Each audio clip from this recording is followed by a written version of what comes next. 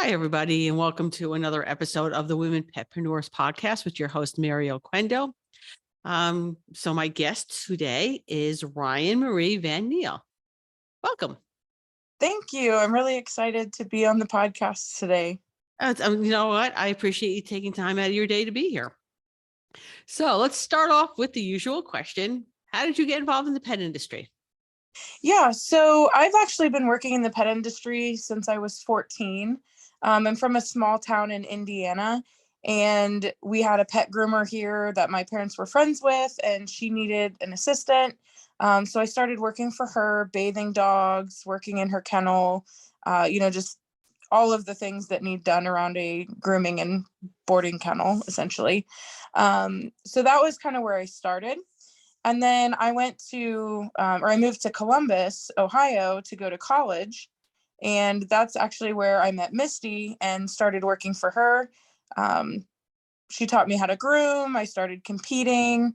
And it's just that's where it started, and it's snowballed since. All right. So if you're wondering what's moving around in my sweater, that would be puppy. So yes, the listeners can't see him, but the YouTube people can. This is Pooh Bear, and he lives in the sweatshirt. And every once in a while, he likes to stick his head up and see what's going on. But anyway, all right. So you started working for Misty. Okay. Yeah. Mitzi Getzes. Is that the correct pronunciation? Yes. Yeah. It's a tough one. You know what? I butcher it quite often. She's used to it by now, I think. Yeah. I'm also glad that she's not shy about correcting you. No, I mean, with a name like that, you have to get used to people probably not saying it right. We always joke because Siri calls her Jeeksies. All right, that's not even close. I don't even know. Feel bad because I don't think I've ever butchered it quite that badly. So you started working for Misty. All right. Yeah. So how long? So then what happened to college then? So I worked for Misty through college. She refused to train me to groom until I finished college. So I stayed a bather for her. I worked for about maybe 2.5-ish years as a bather, where I traveled with her to competitions. I did all the bathing and prepping to help maintain her show dogs. I just assisted her at the shows. Any little thing that I could do. And sometimes when I was at those shows, I would even help some of the other competitors and bathe and prep their dogs, run dogs to the bathroom, just anything that I could do to learn a little bit, and just kind of jump into the industry, meet people, and just, soak up all of that information. You can get a wealth of knowledge just helping out at grooming competitions in the bathing and prepping area. Oh, that's true. So what were you going to college for? So I graduated with 2 different degrees. I have a business management degree, and I also have a equine pre-veterinary science degree. So, nice. So that taught me a lot. Horses and dogs can be very similar in some ways.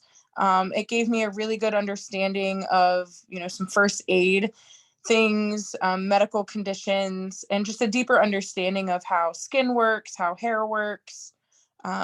A lot of things that, come into play, structure, movement, all are very similar in dogs and horses. Yeah, I've heard that horses are more similar to dogs than cats are similar to dogs. Yes. And for me, that's a really big point because there's a lot of groomers who treat cats like they're dogs and they're not. No, you have to be a lot more careful handling cats. It always scares me when I see like homeowners or like pet owners just posting that they're bathing their cats or doing this or that with their cats, because there's really a lot to them. And, to understand how their body works, let alone their behavior, is really, really important. Yeah. We've all seen the pet owner trying to wash a cat in the sink, and we'll laugh. It's pretty funny, but you know what? It's actually quite dangerous for the cat. Yes. You can, roll them wrong and cause problems, or, there's so many things with cats that make them more tricky. Exactly. So part of the reason I wanted you on here is that I believe in this industry, um, sometimes we're so far ahead of the curve, and in other instances we're like really behind the curve. And in one of the instances where we're behind the curve is the fact that we don't utilize a service for virtual assistants. And I love my virtual assistant. Okay. They can do almost anything, and I believe it's an up and coming field in our industry. So tell us a little bit about what you're doing. Yeah, so I started a business called the Virtual Groomers Assistant. I started it in January of 21. And what my goal was with starting that was um, working in salons. I've noticed that there are a lot of really good groomers running salons, but they're not always business people. So a lot of times they may not understand how to keep their front desk organized as far as onboarding new clients, training their front desk staff, all the paperwork that's required, and tracking metrics. For example, I make some spreadsheets that help you understand if you're doing better than you did last month, or I have a pricing calculator that helps you make sure that you're setting prices that are reasonable for your salon. Um, Things that I think that a lot of groomers kind of overlook when they're opening their business, and once they get started they're like, oh crap. I also delve into helping with social media, getting Facebooks up and running, getting websites up and running, so that these groomers can utilize technology to bring in clients, showcase their work, and stay more connected to their communities, because I think that's the best way to market your business. um, Exactly. And we can't be good at everything. All right. And knowing what you're good at and where you need to hire out, it can be really the key to whether or not your business is successful.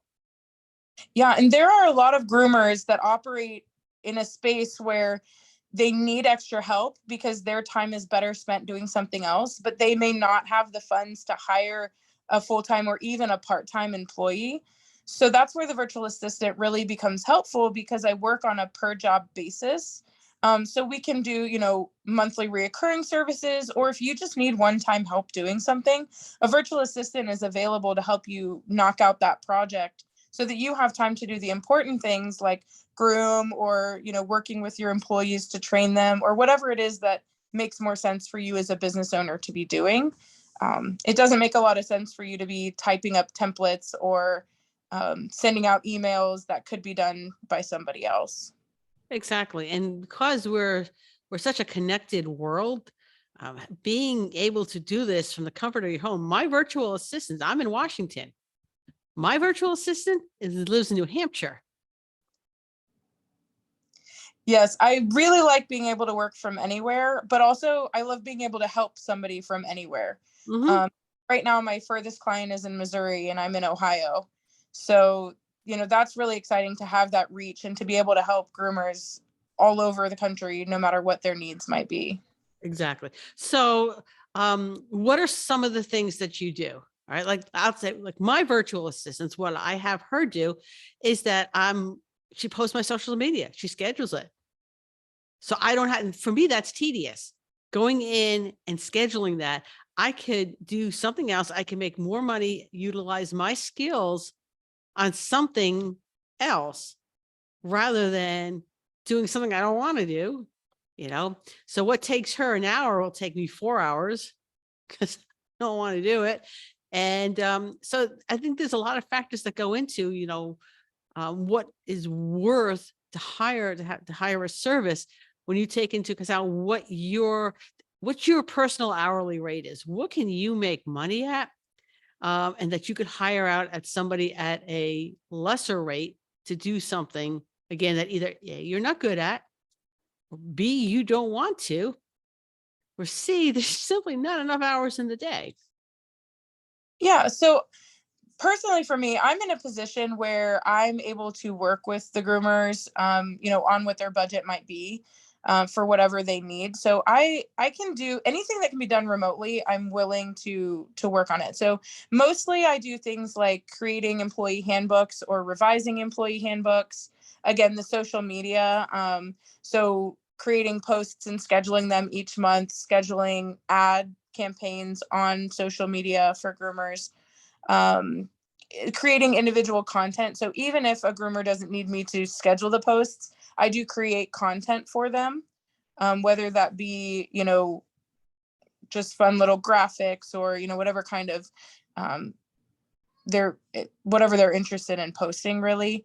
But I also can do different things. Like recently I made a nail trim punch card for one of my clients. So designing different documents, templates. I have a lot of office experience. So there's really not a whole lot that I can't do as long as I can do it remotely. Okay. And you would Even be surprised how easy it is to do things remotely.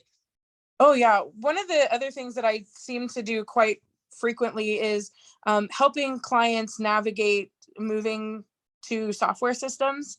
So, like, I had one lady move from Pawfinity to Mogo. And then I had one lady that I helped. She was on paper and wanted to move to a system. So I helped her research what operating or what scheduling system would work for her. I helped her get her data transported, things like that, too. So, really, it's limitless. Okay. All right. So I have a question for you. All right. So now I'm looking at all the stuff I don't want to do. Okay. So I was using QuickBooks. Now I'm single proprietor. I don't have employees. And when I first started grooming back in my business in 2002, there wasn't a whole lot of software out there. In fact, the basic accounting software was an Excel sheet, a glorified Excel sheet. Honestly, to this day, I hate Excel sheets. Okay.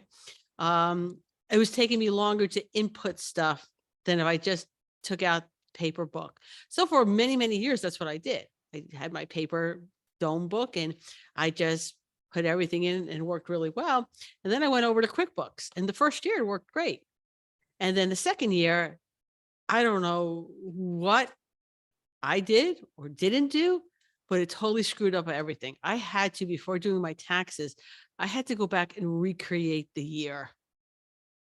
And that was the last time I used QuickBooks. So my Yeah. question for you is, what can you do something along the lines that has to do with accounting software as well? I am familiar. I want to say I'm not as familiar with all of the different types. Like if you were asking me about scheduling software, I have experience with many of them. And, I do use QuickBooks myself. So if it's something that I have experience with, yes, I can definitely help with that. So, if you need help organizing your QuickBooks, finding errors, things like that, I definitely could help. But I am not an accountant, so I wouldn't want to step into the role of what an accountant would do. Yeah, I think my issue had been is that I probably didn't set it up correctly. All right. That's definitely something I can do. Yes. Which is why it worked well the first year. But then when I moved over into the second year, things were not working well. And then when I tried to call QuickBooks, they were less than helpful. Let's leave it at that. So I stopped and I went back to my paper book. Again, I'm a single, sole proprietor. I can do my own books and not have a cow over it anymore. But there's that whole initial setup for any software that you're using.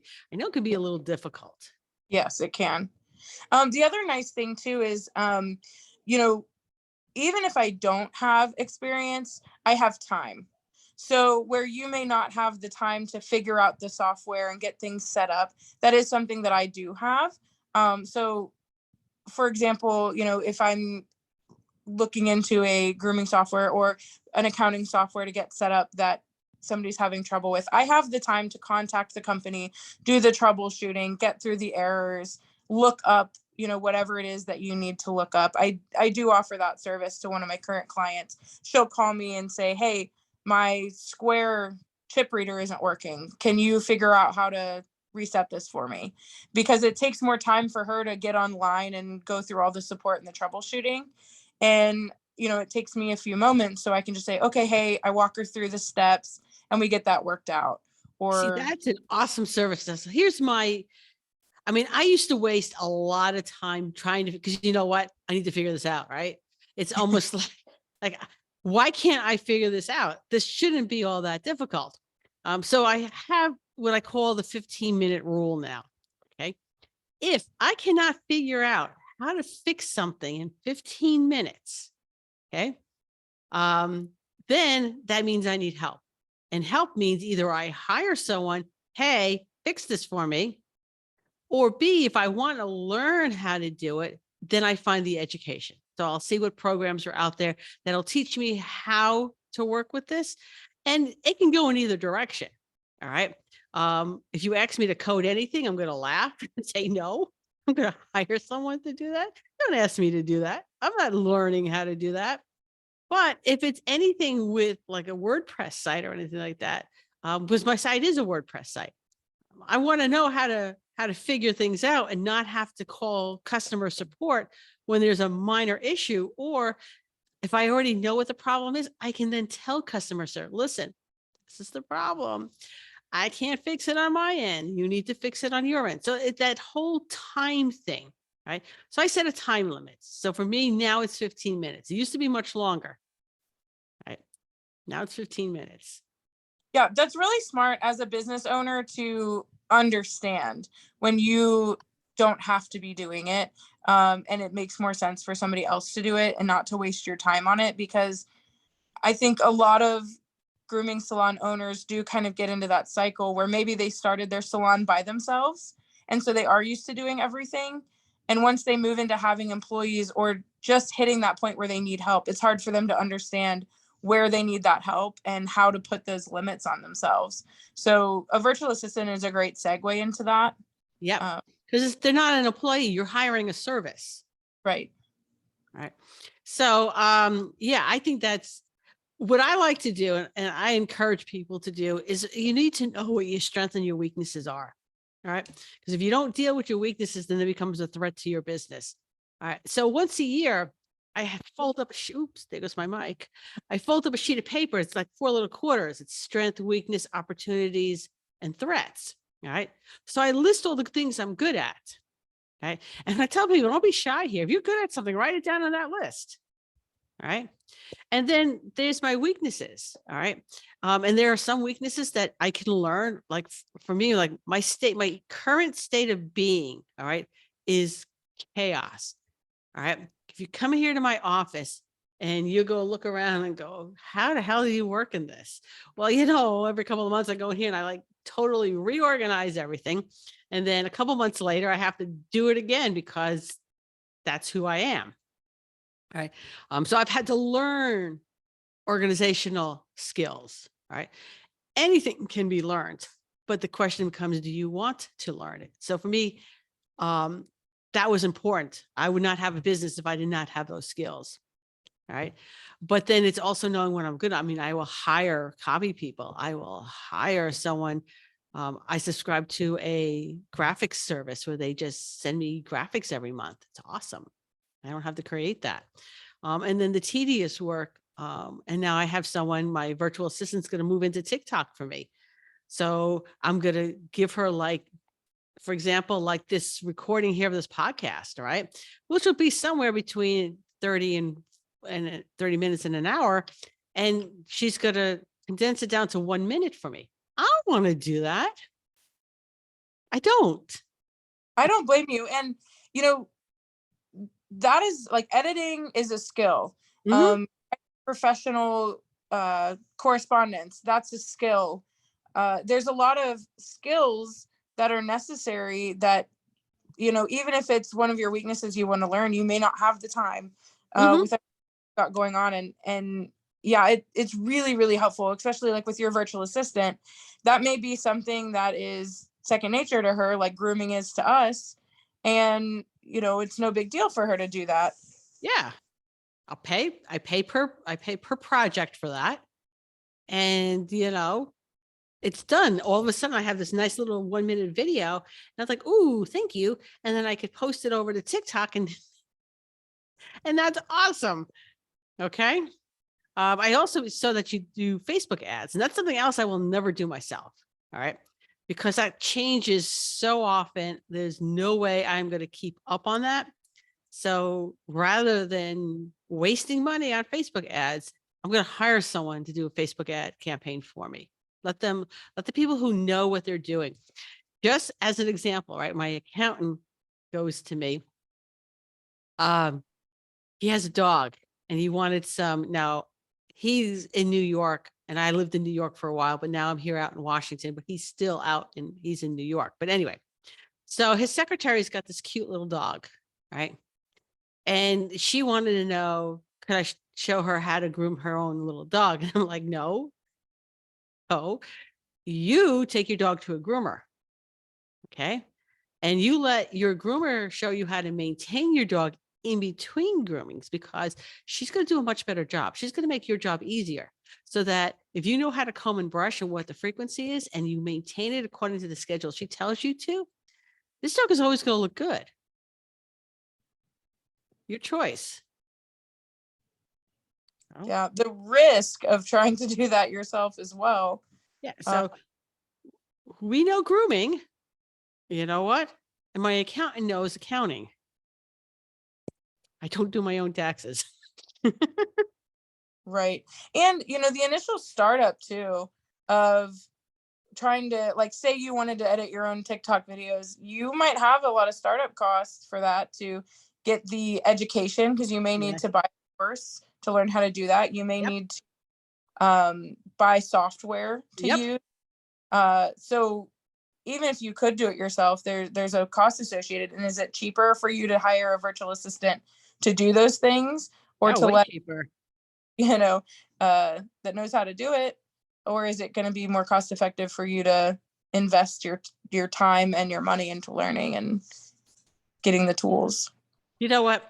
What I also like to tell people is that you should also know what your hourly value is as a business owner. Okay. So when I was grooming, I think my hourly value as a groomer before I retired, I think I had it set at $100 an hour. All right. That was my value. Okay. Now, so any task that I needed to do or have done, right? Was it going to get me $100 an hour? All right. And if it wasn't giving me $100 an hour, all right, what would it cost me to hire someone? So if my hourly rate, my personal hourly rate is $100 an hour, all right, and I can hire somebody at $20 an hour to do something, all right, and let's say they're really good at it and they take 5 hours to do a job, all right, now I'm really bad at it, okay, and it's taken me 20 hours to do it. So if my hourly rate is $100 an hour and I'm now spending 20 hours to do something, that's $2,000 compared to the $100 I would pay somebody.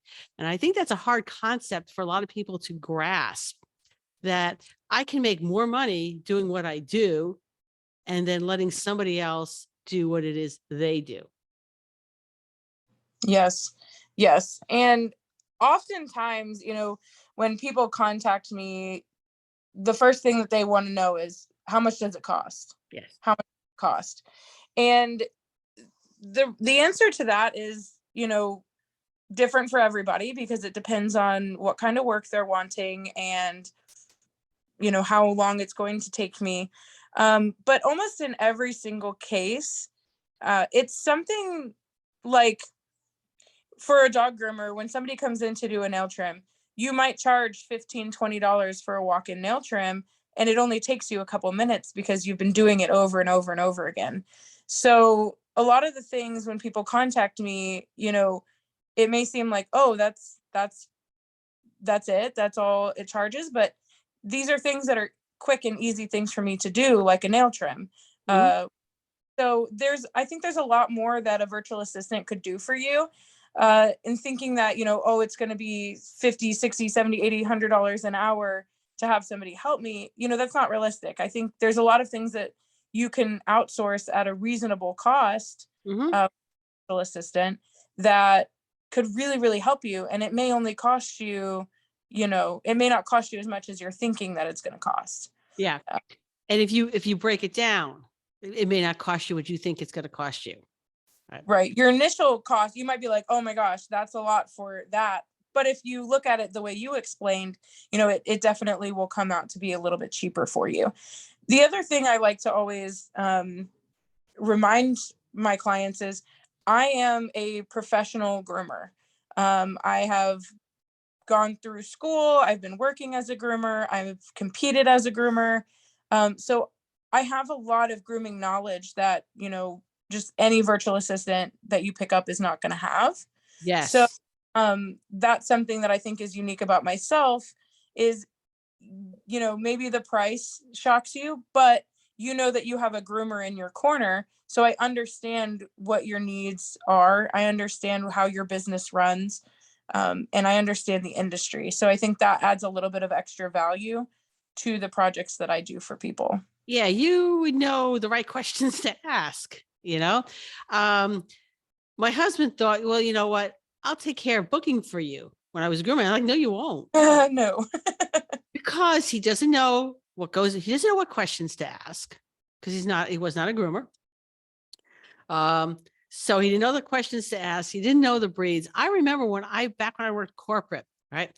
So we were supposed to leave the appointment book for the cashiers so they could book appointments until the day I came in and I had 3 Newfies and 2 standard poodles Oh my God. scheduled. Oh yeah, right. Which they didn't think anything of.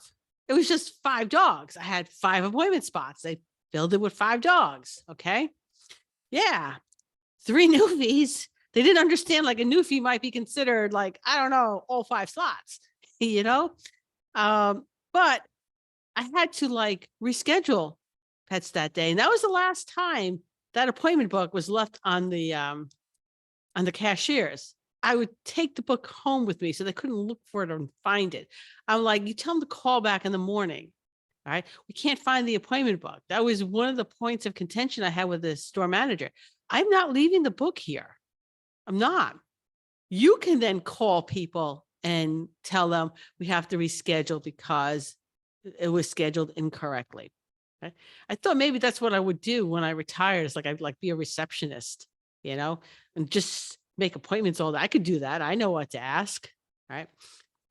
Chose a different path, but yeah. Having somebody in the industry who knows the industry makes a huge difference. Yeah. And that's, technology is really advanced a lot. So for those that have online scheduling systems, cloud-based scheduling, that is something that you can hire out a virtual assistant for. Again, you'd want to make sure that they have the right experience. But for myself, I don't at this time offer phone answering services. It's something I'm set up for, but it's not something that I'm offering at the moment. But if you need somebody to, respond to your Facebook messages, respond to emails, things like that, and schedule, that's something that I can do with Virtual Groomers Assistant. So, if that's something you need help with, that there are options out there for that too. It'd be another great option to offer, like emergency Yelp review replies. I could probably make a living just replying on Yelp. Yeah, because you know what? Someone posts something, you're pissed off. So you're not thinking clearly. All right. Just hand that off to somebody. Hey, this is what really, yeah. Pass that off to somebody. Let somebody respond professionally to that response and not you all bent out of shape and like, you suck and this is not what happened. You know what? In a professional manner. Yes. That's a great idea because I don't know if I'm alone in this, but I really like to every once in a while I'll just go through different salons in different areas and I look at their social medias and I look at their websites. I check out to what they're offering. I just like to see what's out there and I'll pick like a random city and just kind of look through those and I always look at reviews. And that is one thing that I do think there's a need for is responding to reviews. I do see a lot of responses that are very casual or not so professionally written. So I definitely think you're onto something there. You're giving me some ideas. Yeah, take them because it's again, you know what? Not something I'm interested in doing. No, I definitely love that. My wheels are turning there. That's a good idea. Right? And that could be like a sort of like an on-demand service, you know. You sign up for it, but you don't pay unless you have to actually use it, or to evaluate your reviews and see where you could use a little help, where you can go in and maybe respond to reviews. Because sometimes people don't respond to the good reviews. And you Mhm. should respond to those good reviews too. Thank them for their review. You know, Yes. some sort of review service, I think would be really, really awesome. One of the things I think that's important about your response to reviews, whether you're responding to a good or a bad review, is um, a lot of times when people are looking at the reviews, what the person said, especially if it's negative, may not be what they're looking at.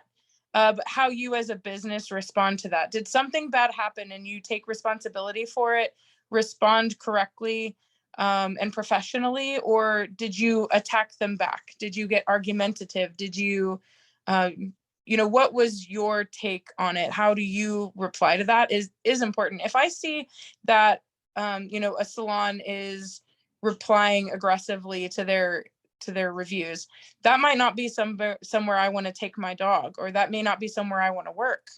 So it is something definitely to consider as far as your interaction with your clients and potential clients. Yeah, when I'm looking at reviews, like if I'm looking for a plumber or something like that, I look at the fives and I look at the ones. All right. The fives are going to tell me all the great things about the business. The ones are going to tell me something else, and it may not be bad. All right. Because it may be something unrealistic. All right. We've all had the reviews like, well, they didn't respond to my email in 15 minutes, and or they you could tell they wanted something unreasonable, right? Mhm. But that is to see how the business then responds to that, right? If it's respond in a professional manner, and I'm like, okay, that's not a reason not to use them, all right? So that 1-star review can be really helpful. I have purchased things based off of 1-star reviews. Okay. Because there was this book I wanted, and I was concerned that it was on web security, and I didn't want like this tome. All I wanted was like some general information. Okay. And one of the reviews was, this was like so simple and really wasn't a professional book. And I'm like, bingo, that's exactly what I'm looking for. Web That's security dummies, that's what I need. just something that I could have a basic understanding of it. That's all I wanted. Because anything that's serious that I need about web security, I'm hiring. Okay. Just give me the basics. So I have purchased items based on that because somebody gave it a 1-star review. Yes, reviews are extremely important. That is something that I think the pet industry utilizes, but I don't think it's widespread knowledge on how to use it effectively for your Yeah. business, what to do with those reviews, how to ask for reviews, Mm-hmm. acquire those. I think that's definitely an untapped. I actually have a program on testimonials and how to get them, what they are and how to get them. Not how to deal with bad ones necessarily, but just testimonials in general. But yeah, it's an underutilized tool that we as groomers can have. Yeah, I think we spend a lot of time with word of mouth, but I think word of mouth and reviews go hand in hand. Mm-hmm. So to utilize that word of mouth, you can translate that to word of mouth, but via technology. So people are leaving you reviews, sharing those reviews. Even if they may not post your review on Google, they're posting it in local city forums or things like that, that you can really jump into that technology. And maybe you don't have time for that, but a social media manager or Yep. marketing, those are things that a virtual assistant can do for you. Yep. You may not have time to do, but can really be good visibility for your business. In fact, in the class that I was teaching on that, I pulled up a local town community page and pulled out all these awesome testimonials this groomer had that were just sitting in this group. They're there. So I do, I have kind of a social media startup package that I do. And one of the things in that package, it's a little bit more expensive than the monthly management package. But one thing that I do is I put myself in, so example, one of the clients I'm doing the startup package for this month, she lives in West Palm Beach area. So I've joined these West Palm Beach local groups. And as I'm building her social media, I'm sharing her things into these groups. I'm sharing into, local, replying if people are looking for a dog groomer. I'm delving deep enough into that to help market her page to really get a good start for it. Because those are very, very good places to get free advertising. So she's getting social media posts created for her on a schedule. She's getting a little bit of marketing done extra. We are doing some ads on Facebook, but I'm making sure to try to find as many different groups in her area that we can be posting in for her business. Anything that we can do to grow her business page in that area. All right. So let's say, oh, you know what? We got to take a commercial break. Uh-oh. And we're back. Okay. So if say somebody wanted to do this, who wanted to be a virtual assistant, what advice would you give them? So the biggest piece of advice, I think the biggest hurdle for me when I started was definitely the imposter syndrome, because you might be really good at doing something for yourself, but you might not necessarily think that it's worth somebody else paying for. So that was kind of the thing at the very beginning. I had to sit down and I said, what can I do? What are things that I can do remotely for people that I know that I can do well? And then, I had my website made, I got my Facebook up, my branding, I got everything that I wanted to do done. And I was like, well, heck, I could do that for other people. And then just getting those first customers was just about having some confidence in myself, really selling my product.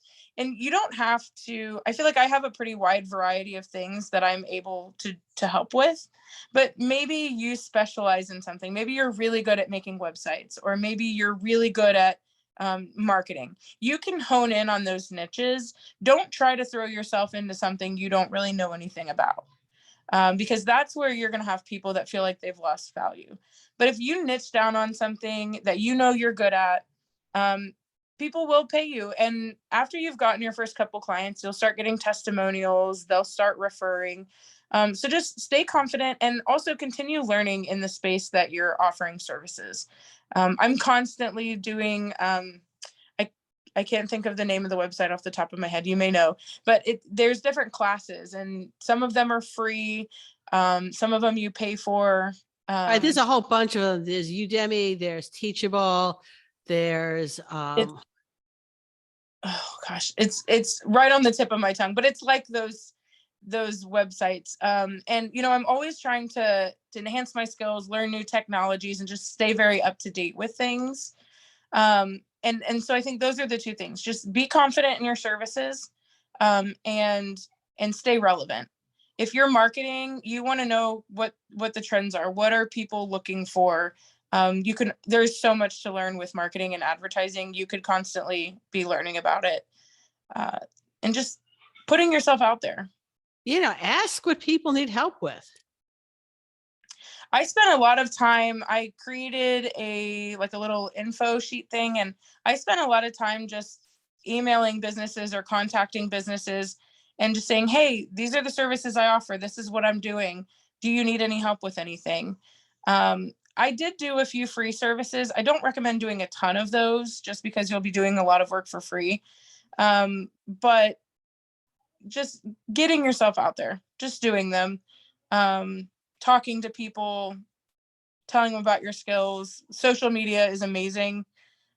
Joining local grooming groups and things like that.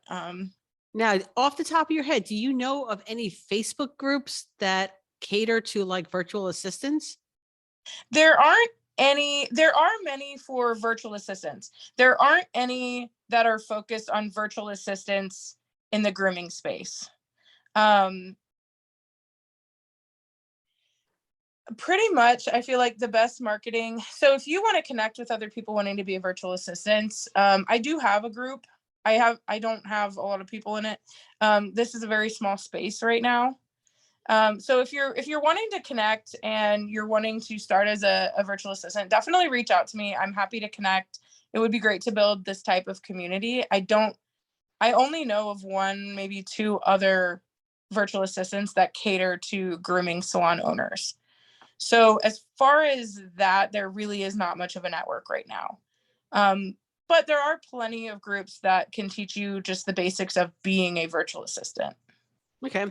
So I would imagine if you went to the Facebook search bar and typed in virtual assistant, see what came up. A lot is going to come up. Okay.